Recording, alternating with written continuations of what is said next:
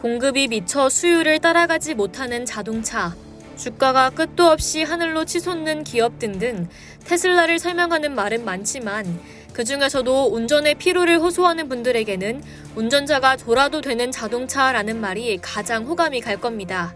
이는 즉 자율주행이 완벽하다는 말과 같은 의미일 텐데요.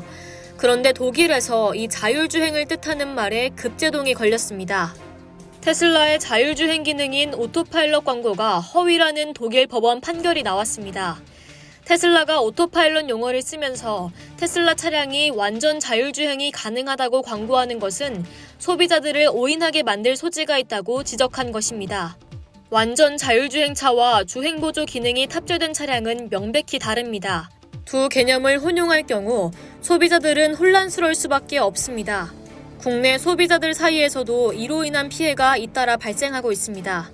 지난달 경기도 시흥 수원 광명 고속도로에서 오토파일럿 실행 후 1차선으로 주행하던 테슬라 차량이 중앙 가드레일을 들이받는 사고가 발생했습니다. 10일 지디넷 코리아 보도에 따르면 차량 운전자는 스티어링 휠을 잡으라는 차량의 경고를 수용하면서 1차선 오토파일럿 주행을 한 것으로 나타났습니다. 하지만 스티어링 휠에 불필요한 압력이 가해지면서 중앙 가드레일로 돌진해 사고가 났습니다. 정확한 사고 원인은 정밀조사 결과 알 수 있겠지만 당시 운전자가 전방을 주시하면서 차량 내부에 있는 물건을 잡은 점, 오토파일럿이 주행 도중 강제로 해제됐을 가능성을 간과할 수 없다는 점, 자동 차선 변경이 가능한 오토파일럿 내비게이션의 탑재 유무 등을 확인해봐야 합니다. 어떤 이유이건 해당 사고는 주행보조의 단점을 보여준 대표적인 사례라고 할 수 있습니다. 오토파일럿 자체가 자율주행은 아니란 사실이죠. 진정한 의미의 자율주행차는 사물과의 통신이 제대로 이루어져야 합니다. 즉 기존 ADAS 주행보조 시스템 이상의 장치가 탑재된 차량이라고 봐야 합니다. 예상치 못한 재난재해로 통신 자체가 어려울 경우 근거리 통신망을 활용해 위험 상황을 관계당국에 알릴 수 있는 시스템도 갖춰야 합니다.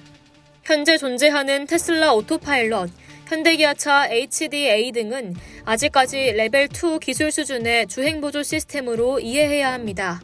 물론 현재도 장점은 분명히 있는 시스템이지만 도로 상황에 따라 예상치 못한 변수가 발생할 수 있기 때문에 운전자는 항상 전방을 주시하면서 스티어링 휠을 잡아야 합니다. 아직까지는 테슬라의 자율주행에 한계점이 있습니다. 특히 국내에서 더더욱 어려운데요.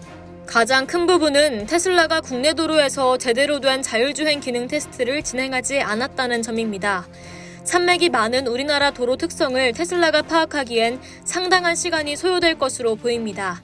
이상 여의도투브였습니다.